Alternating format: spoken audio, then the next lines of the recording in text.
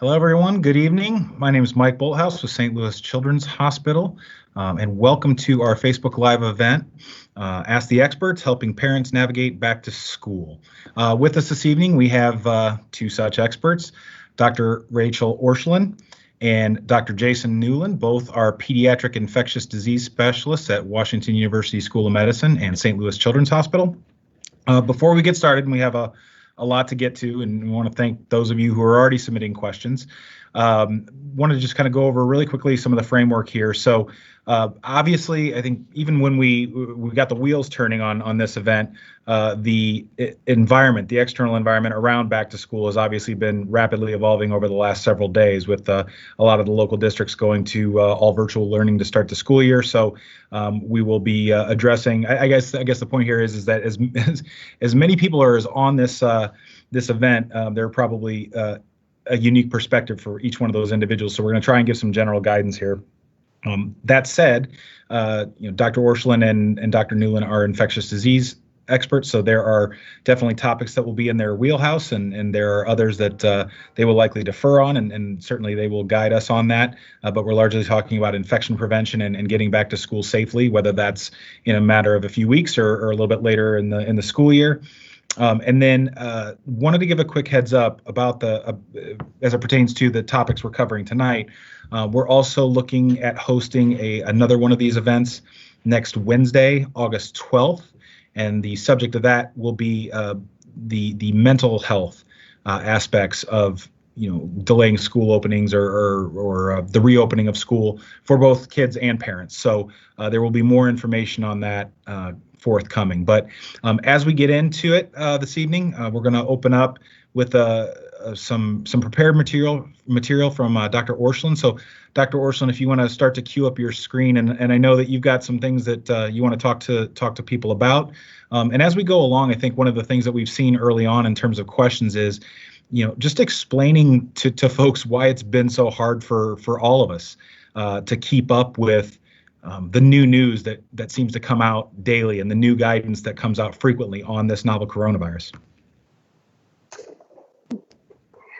So thanks so much for joining us tonight and for the opportunity to talk about the novel coronavirus. So I'm going to start off and make sure you can see my slides advancing. So when we talk about the novel coronavirus, we're talking about the severe acute respiratory syndrome coronavirus 2.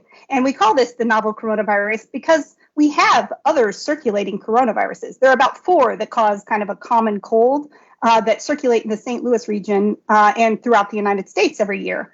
There are also 2 more severe coronaviruses, SARS-1 and MERS, that also can cause severe disease rarely.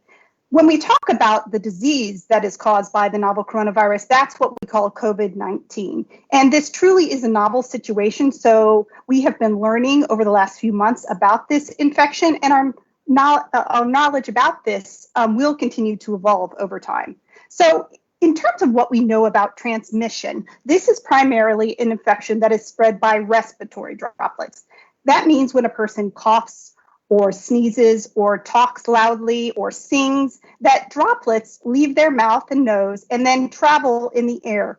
We generally think of droplets as traveling somewhere on the order of 3 to 6 feet, and then those can land on the eyes, nose, or mouth of another person, and that's generally how we think of this infection transmitting. It is possible that droplets can become smaller and travel farther in the air, but that's less likely to occur, and it's less likely to occur at a sufficient dose to cause someone to become very ill outside of very unusual circumstances.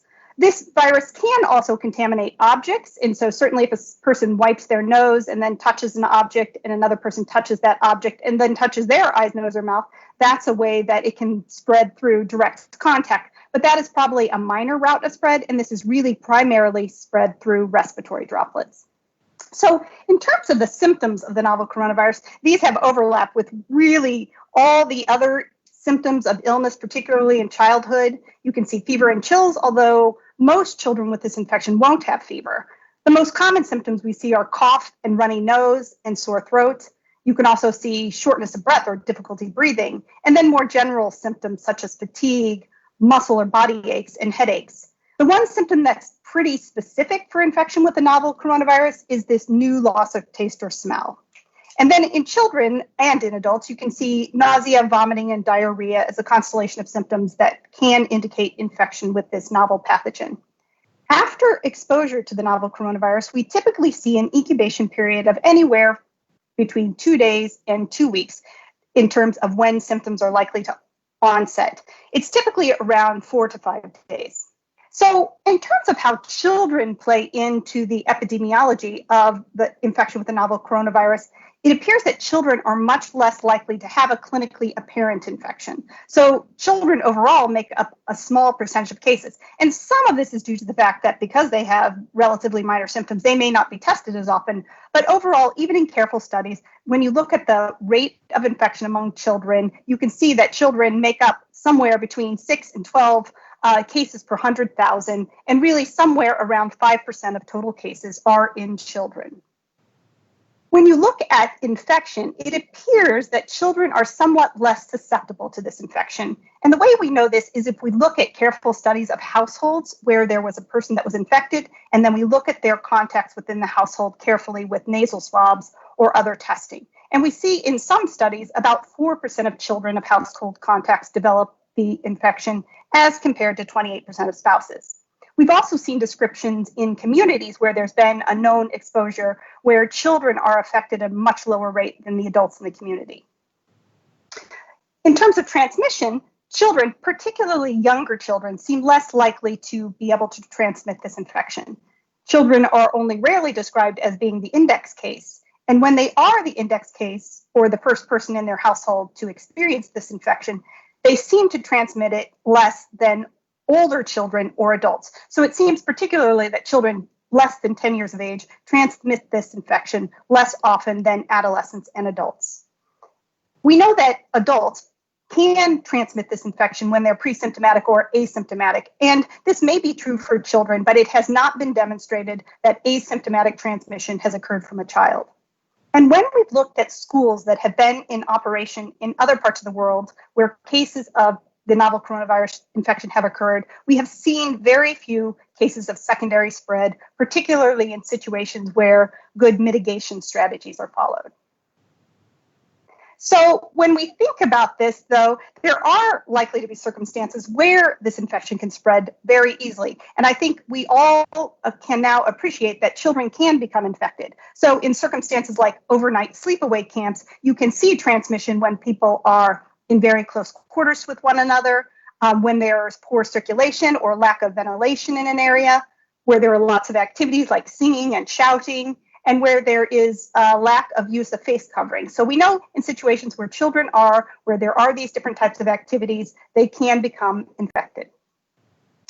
If you look at hospitalizations, though, as a marker of severe illness, children are represented on these bottom lines here. Children are very unlikely to become hospitalized. Overall, I have in the inset hospitalizations related to influenza, and you can see that children, particularly young children, are hospitalized at about the same rate for the novel coronavirus. Young children are hospitalized for influenza at about the same rate as people are hospitalized overall for novel coronavirus. So certainly we see far more children being hospitalized for something like influenza as compared to the novel coronavirus. There has been a disorder that has been described in children that is a more severe manifestation, and this is called the multisystem inflammatory disorder in childhood. And this disorder has features of other post-infectious disorders like streptococcal toxic shock syndrome. We can see a similar type of presentation with some viral infections of the heart and with a syndrome called Kawasaki syndrome.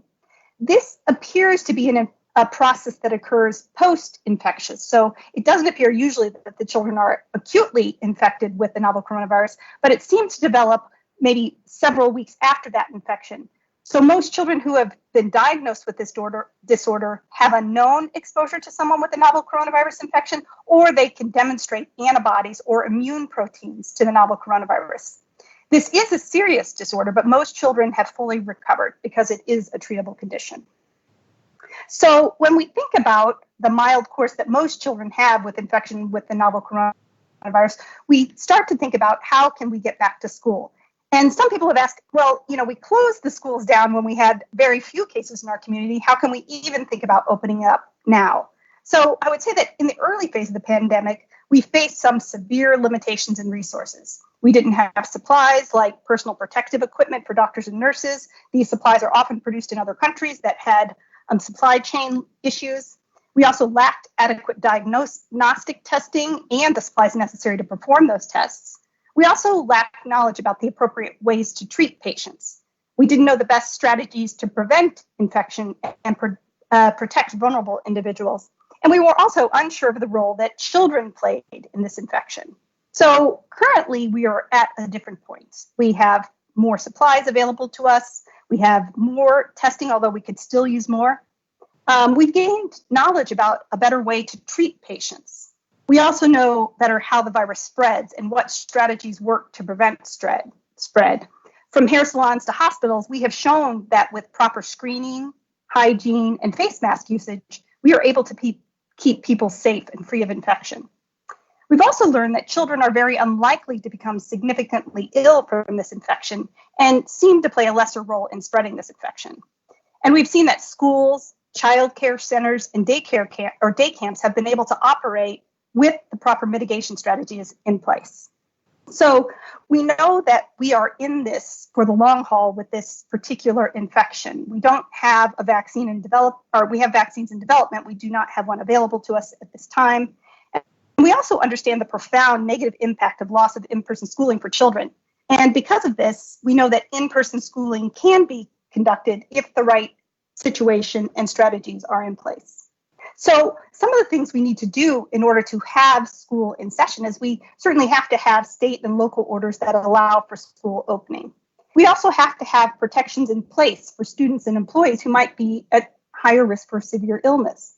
And then one of the really important things that we're all going to have to do prior to sending our children back to school is to be screening them carefully for any symptoms of infection with the novel coronavirus. We also need to keep children out who have a known exposure to the novel coronavirus. And this is also true for faculty and staff. So what strategies have schools been planning to open? So certainly they're planning some advanced hygiene strategies. We want to have access for children to wash their hands or perform hand hygiene more frequently. Environmental cleaning will be undertaken in an enhanced fashion. We want to make sure buildings have proper ventilation. And if we can, we leave doors and windows open. One of the critical strategies is to really reduce the number of contacts children have in school. And one way we can do this is by cohorting or bubbling children. This works particularly well with younger children where we keep them in smaller, stable groups of classmates, and we avoid mixing them with the larger school community.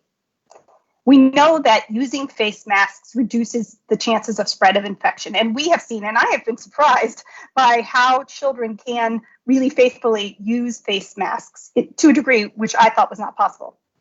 And then we really want to use physical distancing. And so that means to the extent that's possible, we're keeping our desks and our bodies at least 3 to 6 feet apart.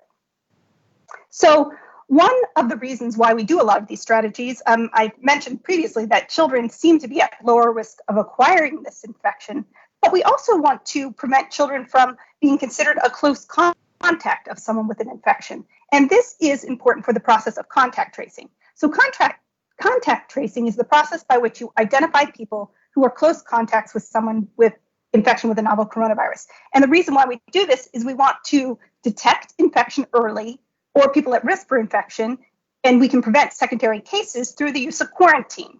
So a close contact is any person that was within 6 feet of an infectious person for greater than 15 minutes. So you can see in this classroom example, there would be this student, and if these students were within 6 feet for greater than 15 minutes, they would be considered a close contact.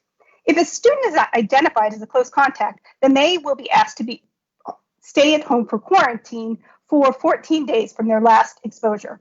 And so that's why we want to try to reduce the number of contacts our students have to reduce the chances that children will be close contacts of an infectious case and then need to be quarantined. So when families are thinking about return to school, they have to think about a number of different domains. They need to think about their individual child and their needs and risks. For most children, infection with the novel coronavirus will be very mild, and so the risk of infection to that particular child will be very low. But families also have to consider other family members and the risk to those family members. Adults, particularly those that are elderly or with underlying medical conditions, may be at increased risk for severe infection. And so families that have extended family living with them or have other circumstances will want to consider that when they're making a decision to return to in-person school if it is offered.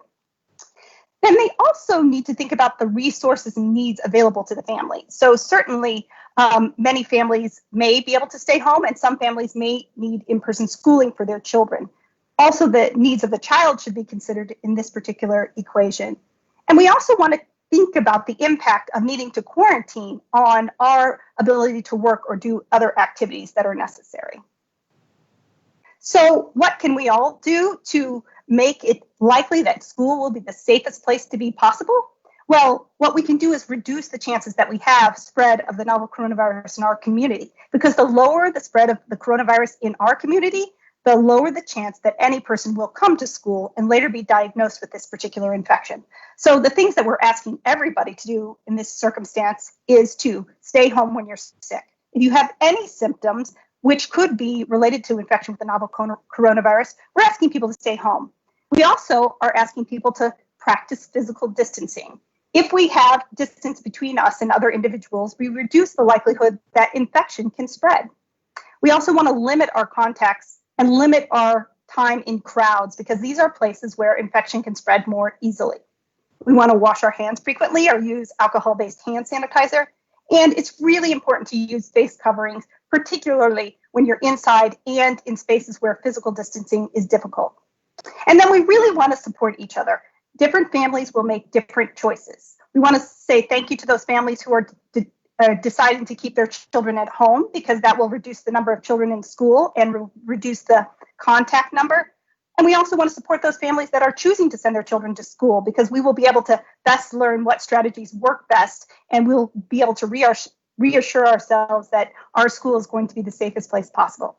And we also want to support our school community as we go forward. I can tell you from lots of conversations with school leaders, they have gone to great lengths to try to make the best decision for their school community, and we really need to support them as we move forward. So that is my last slide. Thank you, Dr. Orscheln. Always helpful to have the grounding in the situation. So thank you for taking us through that. We are going to move now into questions. So the first question, Dr. Newland, is going to go to you, and this first batch are kind of in the category of questions about in-person schooling or going to class in person. So this first question is, what are the odds my kid could get sick if they go to school? So first, I just want to thank everybody for joining us this evening. We're so excited to be able to share with you, and thank you to Dr. Rachel Orscheln, a good colleague of mine, and these wonderful slides to get us started. I think Rachel really hit on this. What are your odds? They're going to be low to get it, and they only get lower. I mean, we're talking very, very low because of all the things that we've seen people put in place in these schools, including masking for most of the children, including social distancing, including this notion that we're not going to come or have our children go to school when they're sick. And we're going to do these things. We're going to have these frequent hand hygiene. I think as a community, if our community will continue to support school and put children first, we will do the things necessary in the community to make the cases low. That makes your risk of getting sick at school even that much smaller. And that's important not only for our kids that we're sending to school, but also for our educators. Those teachers, those administrators that are doing the teaching, they need to know they're safe. And I, as well as you heard from Dr. Orscheln, believe that this will be one of the safest places we can do. But if we do the things we need to as a community, it'll make it even safer. Great, thank you. Dr. Orscheln, this one's for you. What behaviors should parents work on with kids to help keep teachers and staff safe? Well, it's kind of been follow-up to what I spoke about before, where the things we need to do are reduce the chances that any of us will be infected with the novel coronavirus. So that includes all those strategies: physical distancing, avoiding crowds, using face masks, using good hand hygiene, and staying home when you're sick. So when you talk about what parents need to do to prepare their children for school, it would be important to look at what type of plan your school has in place. and look at what kind of strategies the school will be asking from your children. If face masks are required, which they are likely to be required for most students, especially older students, it's good to have them practice that prior to going to school. You want to make sure that when you're out in the community, when you're around other individuals, that you have them becoming acclimated. I've been really surprised. I was a little bit skeptical, I have to admit, in the beginning that young children could comply with face mask usage. But what I've seen in the hospital, where we are asking children over the age of 2 to wear face masks, is that they do it very well. And so they do it well because they see it modeled by their parents. And they also do it well because they've had an opportunity to practice it. So if we work on those things with our children, it will increase the likelihood that they will be able to do that in school. And it will also decrease the likelihood that they will become ill. This has the potential to be one of the healthiest years we have so far, because these type of strategies reduce the spread of other infections like flu and strep throat. So I think by doing these things, practicing these behaviors, we can keep everybody safe and healthy at school.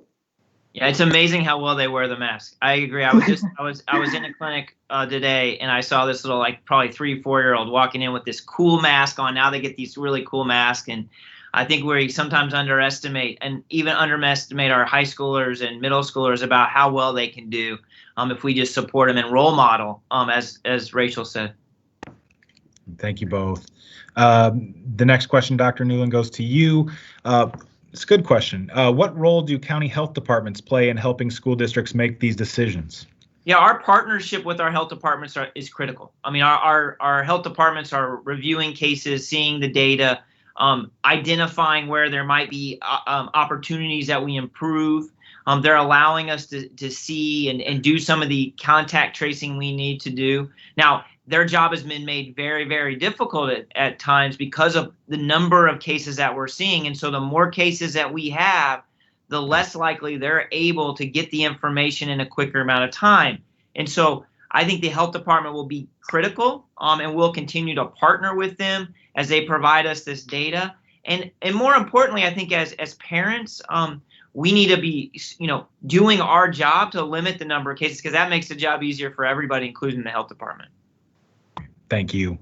Dr. Orscheln, this is a good question too about the word exposure has become very prevalent. This person is asking, what technically constitutes an exposure? If my child is around someone who was exposed, should I have them tested? And what does that look like? Well, that's a great question. So, what constitutes an exposure is being within proximity to a person for a certain amount of time. So we generally say if you were within 6 feet of an infectious case for greater than 15 minutes, then that's considered an exposure. If someone coughs in your face, even if it's only briefly, that could be an exposure as well. And certainly any household contact that you have with an infected person, that would be considered an exposure. If your child is around someone who was exposed, we don't necessarily consider them exposed by association. So, certainly if you're around someone who has an exposure but wasn't known to be infected, then that doesn't necessarily count as an exposure for your child. If your child has a true exposure, then sometimes people wonder, should they immediately get them tested? And we generally say, for most circumstances, we wouldn't test that child. We would instead ask that they be quarantined. And if they develop symptoms, you could consider having them tested. And the reason for that is, even if you're tested at one moment, it doesn't necessarily mean that you're negative for good. So I told you that the incubation period is somewhere between 2 and 14 days. So if you get tested at day 7, that doesn't mean you won't be positive at day 8. So we generally say that anybody who has an exposure to COVID-19 or a person with this disease, that they would quarantine for 14 days. Thank you. We had one come in as a follow-up to the conversation we just had about giving kids credit for taking on the masks a lot easier than we might give them credit for. There's a question about, are there specific types of masks that you recommend for kids? Well, we say that whatever mask they'll wear, that's a good mask for them. So if you want to know whether a mask is effective for your child, some things you can do to sort of test them out are you can actually hold them up to the light. If you can see a lot of light through the mask, they may not be as protective as we would like. Also, if you can put on the mask and blow out a candle, that might not be as protective as we would like it to be. So in general, if a child really likes the mask, then that's probably a good mask. If it fits them well over their ears and stays in place and is comfortable, then that's going to be a really good mask. Okay, thank you. And Dr. Orscheln, we'll go back to you with this one. This is someone asking if basically what happens if a student would test positive for COVID-19. So when a student, let's say develops symptoms in school and goes home and then is seen by their primary care provider and then ultimately has a positive test, then what will happen is the school and the health department will work together to determine who their close contacts were. Schools have been planning for this type of situation to occur because we know it is very likely that a student will be in school and will be later diagnosed with infection with the novel coronavirus. What they'll do is they'll actually look back 2 days before the student develops symptoms, and then they will look to see who were the close contacts of that student. They'll do that by looking at seating charts, they'll look at classes, they'll look at bus routes, and they'll look at activities, and they'll determine which students would be considered close contacts. That list of close contacts then will likely be contacted by the local health department, and there will be a determination made about whether those students truly were close contacts and whether they need to be then quarantined and out of school for 14 days from their last contact. Thank you. Dr. Newland, parents who are sending their kids back to daycare, what should they be considering or thinking about? Well, daycares have been proven to be extremely safe. Number one, even our daycares and early education centers that have been opened, some have been opened throughout the pandemic. Most had done great success without any transmission. So like Dr. Orscheln mentioned here at the beginning, what are some keys? Number one, we're not going to take our children to daycare if they're sick. If they're having these symptoms that we know are associated with the novel coronavirus or this COVID-19 illness, like fever, runny nose, cough, we're not bringing them there. We know that's not the case. If one of us in our family has been tested for coronavirus because we're sick, we're not bringing our kids because they're exposed. These sorts of behaviors by us will do that. But again, we have so much data about the daycares in our own community, daycares in New York City during the height of the pandemic when they were the hottest place on the country for COVID-19. They've stayed open and they've done an extraordinary job of preventing the transmission. So I'm all for the daycare centers. I'm all for these. They have done amazing work, and I think you're definitely safe to have your children go there. Okay. This is one coming in from the live audience.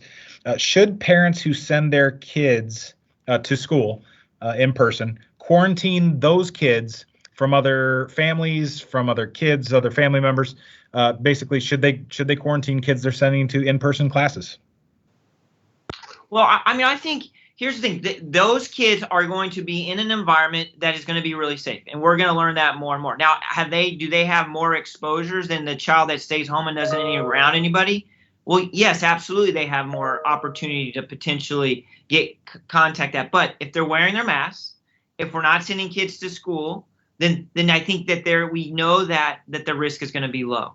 And that's what we're going to see. If someone's like, look, they're going to school, they're around a lot of kids, and they're like, I'm just not going to have them around some of those that are in vulnerable groups, like the elderly, that's understandable at this time. But again, I think as Dr. Orscheln has mentioned, schools are going to be safe. And if we as a community do what we're supposed to do, we'll decrease that transmission in the community, decrease the risk in the schools. Everything in the schools will be safe. We know there's a lot of activity that's going on even currently with our kids that maybe won't even be in school, right? That they're going to go be a part of large graduation parties, which, by the way, hurt one of my kids in the sense that they got exposed, and that wasn't fun. But these large gatherings right now are not necessary. If we do that, we will be doing what we need to, and it'll make the risk low wherever you are. Okay, thank you, Dr. Orscheln. This is playing off of a part of the conversation earlier. It may be a repeat question. It may not be, but I'll leave that to you. This is asking if a child has COVID but has no symptoms, how likely are they to transmit the virus to their teacher or others within the school? That's the $50,000 question. What we have not seen is documentation that an asymptomatic child has spread it to an adult. We haven't seen that, documented in the medical literature. It doesn't mean it couldn't occur. It just is probably very unlikely. especially when you talk about the kind of strategies we're going to have in place, like, keeping kids who are coughing out. Now, that wouldn't be an asymptomatic child. We are going to have distancing. We're going to have face masks for everybody. So I think in those circumstances, it's incredibly unlikely that we would see asymptomatic transmission from a child to an adult. Now, there may be circumstances where that could happen. And one particular might be if you had, let's say, a teenager who was shouting or singing loudly directly into someone's face. Even if that person was asymptomatic, I believe that is very likely they could transmit viral particles onto another person. But for the most part, we have not seen documentation of spread this way from children to adults. Okay. Thank you very much. And then one more that has come in here, and hopefully I didn't lose it. Here it is. Kids with asthma, should they or shouldn't they go? Well, it's always important for every child, every family to talk with their healthcare provider, because we can't make a uniform recommendation for everyone. What I can say is that we think that these children are not at greater risk than, let's say, they would be for other respiratory viruses. At least at this current time, it does not seem to be the case. So if a child is otherwise going to school during cold and flu season, it is likely that it will be safe for them to go to school in the current environment. But it's always important to have that conversation with the person's primary care provider. Yeah. And when we've talked to our pulmonologists, that's exactly what they're saying at this point in time. Absolutely. So that they can. It's just that it's that decision with the families. Okay. Thank you. We're going to shift a little bit to the topic of distance and virtual learning, which we're all becoming experts in. So Dr. Orscheln, or attempting to. Dr. Orscheln, this one's for you. The individual is asking, my children are learning virtually at home, but kids in their orbit, friends, neighbors, etc., are going in person. Do I need to limit or prohibit contact with those friends once school starts? Well, this is a circumstance where every person's individual circumstance is different. In general, obviously, the more contacts anyone has, the increased likelihood they will encounter someone who has infection with the novel coronavirus. In general, when we're talking about friends and our children, we know that contact with other children is critically important for our own children's development, for their happiness.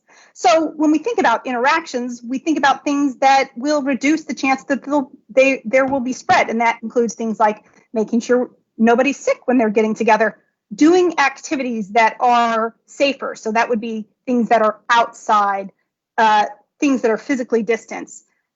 Doing activities with face masks on, doing activities with smaller groups of limited contact. So sort of having a small social sphere. That just reduces the overall chances that any person will encounter someone who has infection with the novel coronavirus.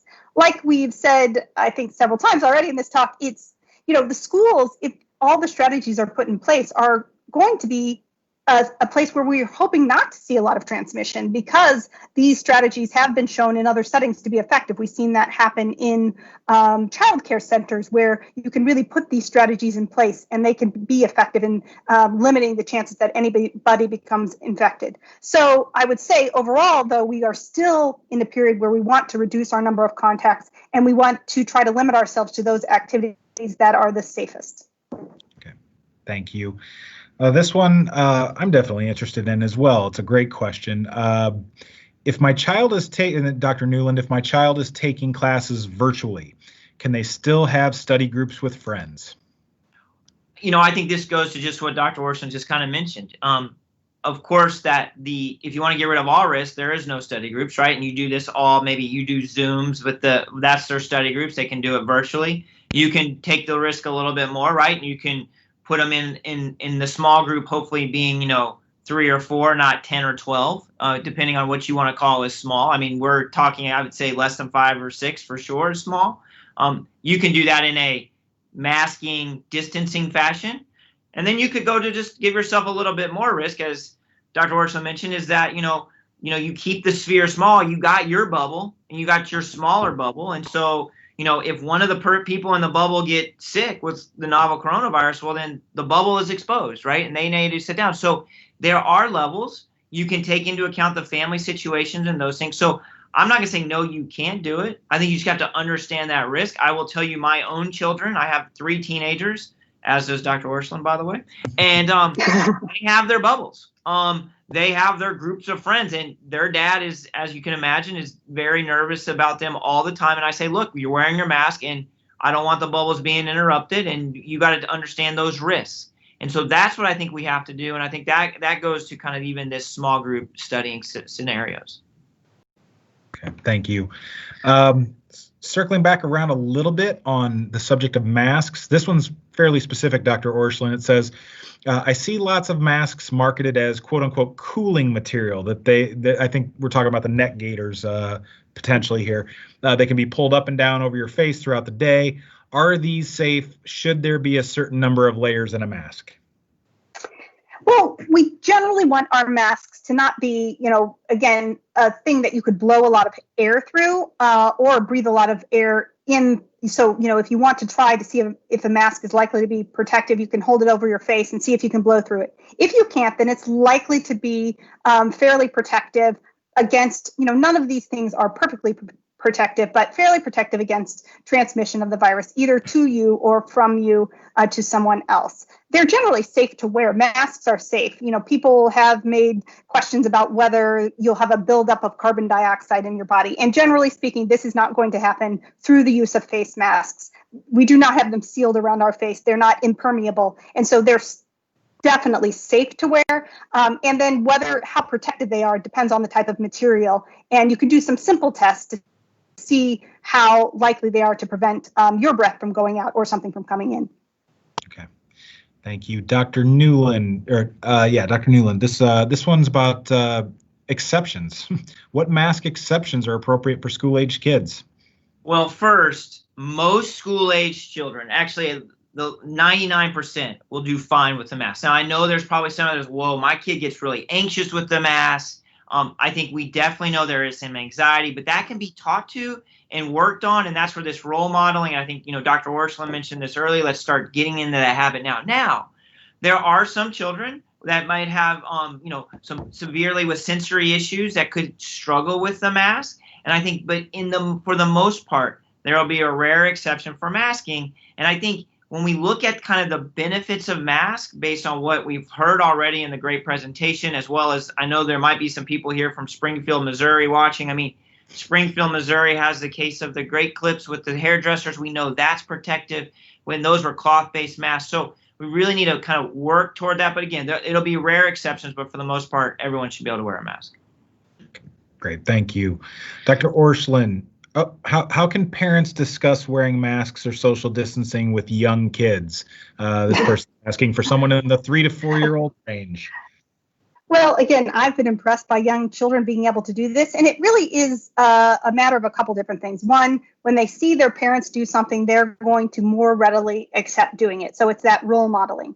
And then it's really practicing. So having your child wear a mask for short periods of time, have them have some agency in choosing the type of mask they wear. I think that can be very helpful. And really talking about that we do this to protect other people, and it also provides some protection for us. And kids are generally very altruistic and they want to help other people. In terms of social distancing, that's a little bit trickier with young kids and may not be as necessary, particularly in the school environment for children to social distance. So we can talk about things like, keeping our arm's length away from people, but we are likely to allow young children particularly to play together, and we don't want to hamper that too much. And so certainly in certain circumstances, maybe on a public playground, we might want to say, hey, we're going to keep our airplane arms out so that we're not getting so close to other people. But in a school environment, we're generally going to let young children play together, and we're going to keep them cohorted. So really their contacts are limited based on the fact that they're with a limited number of students. Okay, thank you. We have a couple more that have come in from the live audience here with regard to masks.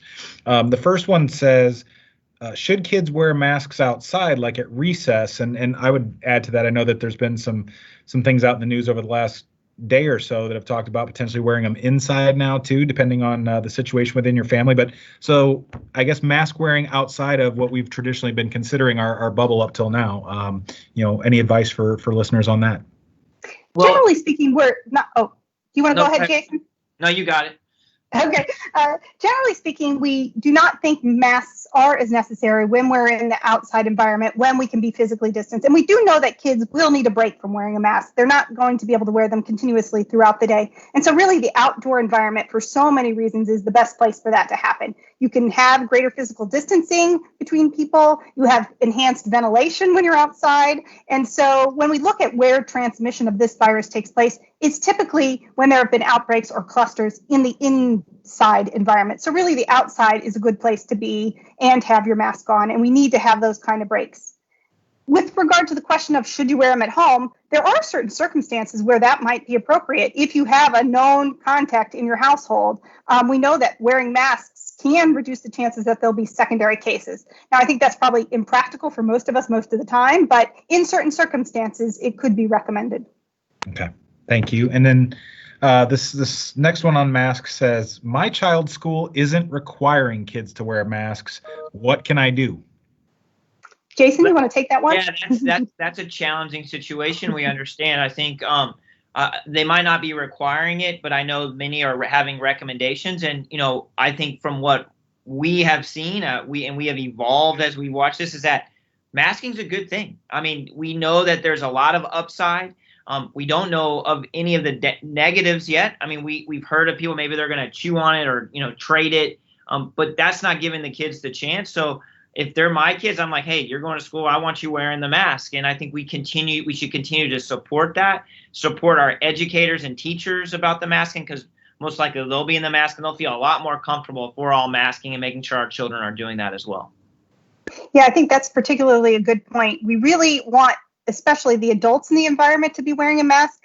When we have seen transmissions occur in either childcare centers or in schools, it's often from an adult. And so really making sure all the adults in the environment are consistently wearing a mask is going to be really critical. And then probably the need to wear a mask increases with increasing age of the student. So really, I think those high schoolers, they're much like adults. And so their ability to transmit and to become infected are similar to what happens in adults. So we really want to focus on those age groups, particularly for wearing masks. They also have a lot more contact. So when you look at students and if they can be bubbled or with a small cohort, that's pretty easy when you're in kindergarten. You can keep 15 kindergartners together all day. Maybe the use of a mask is less critical in that sort of circumstance. When you're talking about a ninth grader, they may have class with a number of different rotations in it. And so they're going to have different students that they're exposed to. That's when we really want to focus on the importance of wearing a mask consistently. Okay, well, that's actually a really good segue to a question that just came in from the audience. Just for clarification for this specific question, the question is it more likely for an adult teacher to pass to a child? Yeah, it does seem so in circumstances where a transmission has taken place. In general, in a variety of different settings, it typically is from an adult to a child. And that is just something we don't completely understand, whether it's related to the force at which they can expel the virus.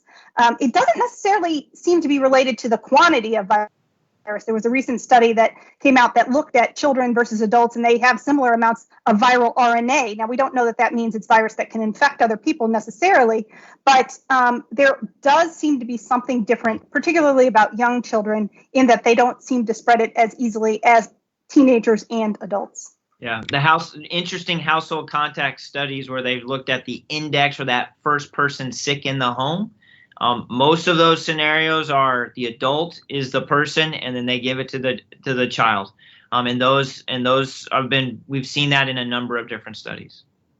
There's also been interesting descriptions of children who were infected and then had lots and lots of contacts and really don't infect or infect very few to no other individuals. So again, we will need to monitor this situation, especially as we're having more children in school. We'll need to be vigilant for detecting cases and having strategies for picking up clusters of cases in any circumstance. But thus far, it seems that it's unlikely that children spread widely, particularly young children. That's all really good information. This is switching a little bit to, I'll say broadly, the idea of surfaces. This one is asking, there's a couple of related questions. The first one is it safe for teachers or kids to touch or share supplies?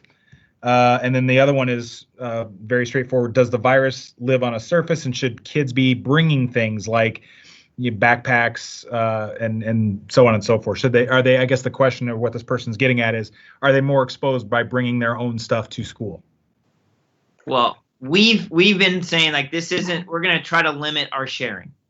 This isn't the time where we're going to be sharing a lot of stuff. Now, does that mean you can't share anything? No, we're not saying that. And how do we mitigate or prevent any transmission is we really focus a lot on our washing our hands and doing it effectively. And so if I am going to give someone something, then there's going to be some hand hygiene built into that. But for the most part, we should not be sharing, our pencils or those things that we've always taught them to do. Now, bringing the backpack, yeah, you can bring your backpack and put those where they need to be. It's just we're trying to limit some of that sharing. But lastly, just to stress, the main way this virus is transmitted, is person to person, kind of being in kind of our respiratory droplets, as was Dr. Orscheln so nicely described earlier. That's how you're going to see it transmitted. But it doesn't take away the fact that we need to wash our hands, wipe down some of our surfaces to be cleaner than we ever have been.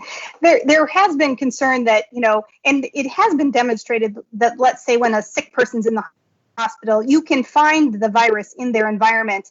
It's not always clear that you can actually take that virus and infect someone else or grow it in the lab. So it does not seem to be that you can, even if you can find the virus on surfaces, that you could readily then take that virus and infect other people. So again, inanimate objects, contact transmission is probably a very small way that this virus is transmitted. And again, it's most likely to be transmitted through that droplet, close proximity to another person through the respiratory route. Thank you very much. We are coming up on about 10 minutes remaining. We have about 6 to 7 more questions. So we're going to try and plow through these as quickly as we can. Dr. Newland, this next one is for you. If in-person classes are okay in my community, what other activities are okay? Well, I think in-person class and what's being happening in schools is what we're stressing to do whenever you go out to do any activities, right? So we're talking about in-person school. You're wearing a mask for the most part. You're doing some social distancing. We're washing our hands. So activities outside, I think, is the same similar things, right? We're going to limit any major gatherings. We're going to do our social distancing. We're going to wear our masks. Now, for children, we're talking often about sports. Well, can they do sports? And I think what our sports clubs have done and sports organizations are doing is some similar things. And as we learn more about that, and as our case level drops, not the case level we're having now, we'll be able to do more and more things. And so, but again, we have to use some of the similar principles outside. We don't show up when we're sick. We're washing our hands. We're wearing our mask, especially in these crowded areas. We're avoiding large real large, like private parties, these sorts of things where we see a lot of the transmission. Thank you. Dr. Orscheln, someone wants to know, actually, there's a couple of somewhat related questions here. So the first one is, should siblings of immunocompromised kids be allowed to attend school in person? And then we had one come in from the live audience. Let me see if I can find it here. Are kids with diabetes more at risk? Well, I can say to the second question, it appears that children with type 1 diabetes, which is the most common type of diabetes we see in childhood, that they do not have an increased risk of infection with the novel coronavirus. In terms of any siblings of immunocompromised children or those immunocompromised children themselves, generally they should be speaking with their primary doctor or their specialist regarding the appropriateness of that child going to school. But what we have noticed is even the children we have seen with immunocompromising conditions, children with transplants, either hematological stem cell transplants or organ transplants, they have done quite well with infection with the novel coronavirus. So it may be that if you would otherwise keep the siblings home during cold and flu seasons, you might do it this season as well. But if you wouldn't otherwise, then it may not be necessary due to infection with the novel coronavirus in the community. It may be that we're going to have reduced transmission over all of other viruses, and so it may be safe. But really, the most important thing is to talk with your healthcare provider about the appropriateness for your family. Okay, thank you. Dr. Newland, couple of related questions here. The first one is, are the symptoms we should be watching for different in kids? And then related, this question says, if a child has a runny nose and a cough, will they be sent home? Are there other more definitive symptoms to help school staff decide cold versus COVID? So this is what's on all of our minds, right? How do we distinguish who's the COVID-19 illness versus the other respiratory viruses that Rachel mentioned, and that we see every winter, fall, and we deal with. So what do we know about the symptoms of the novel coronavirus? Well, we talk about fever. Well, fever is in less than half of them. Runny nose and cough seem to be also somewhat common, but we've also learned about some will have vomiting and diarrhea. Some will have this loss of smell or taste, which does seem to be more specific. And so what do we need to do? Well, I think for this coming year, it's a lot different, right?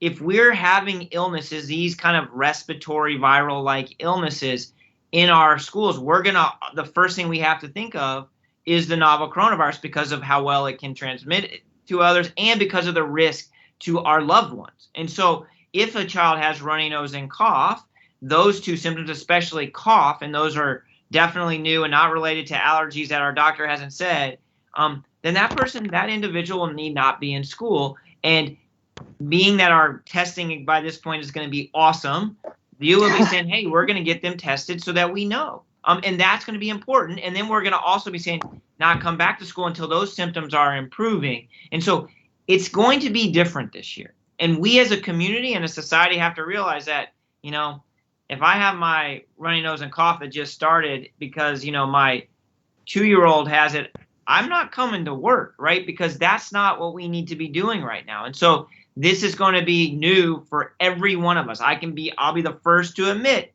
I have come to work with a runny nose and cold when I probably shouldn't have been here. And this year I can't do that. So that's what I think we have to keep working. It's going to be challenging, but I think we have some things in place that will help that.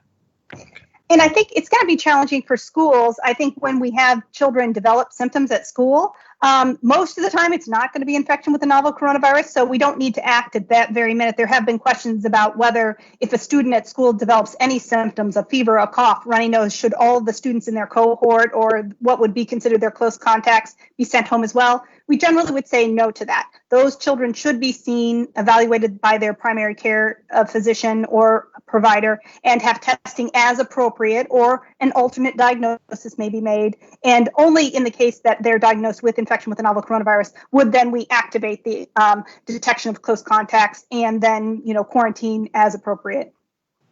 Well, you just answered the next one partially. So this is Dr. Orscheln, if someone in our house, well, actually slightly different. If someone in our house is positive and my child has to get tested, where do they go? Will they have to miss school while we wait for the results, or until the positive person is better?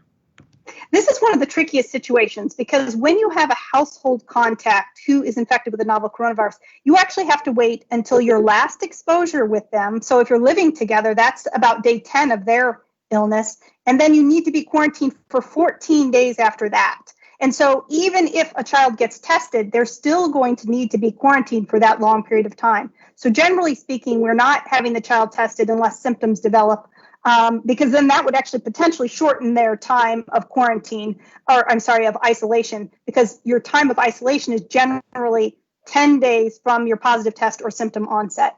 And so in most circumstances, a child is not going to school if they have a household contact who is positive, and instead they are quarantining at home until they're 10 days, until 10 days of that person's illness, and then 14 days in that incubation period.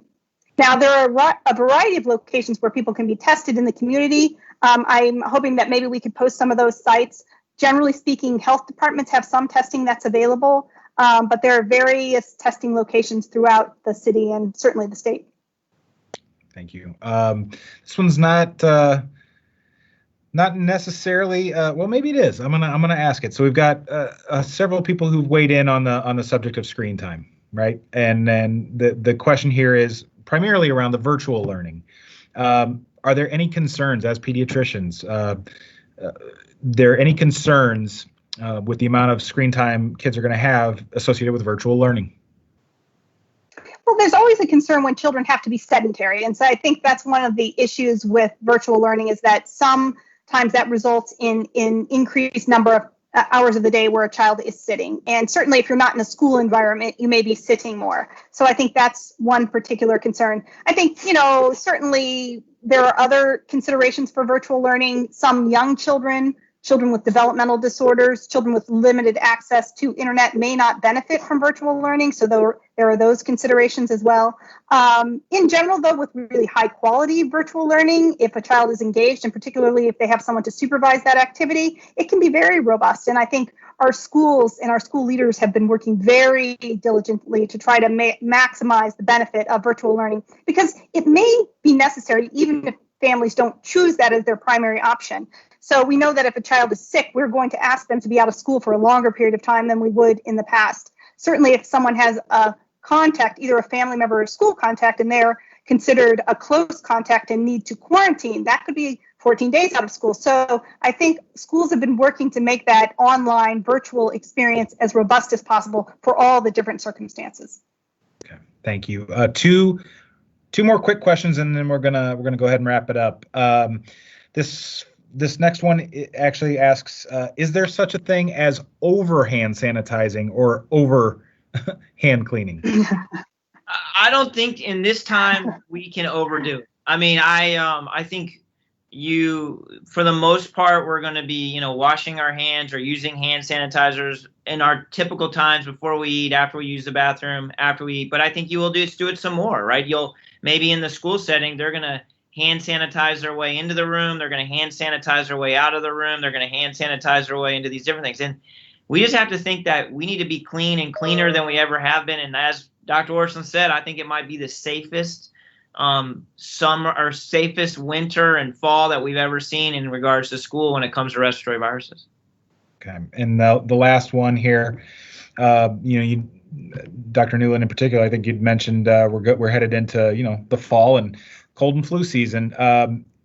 This person is wanting to know, as we head into that season, is there anything that we should be doing differently given the circumstances in terms of getting well checks, flu shots, et cetera?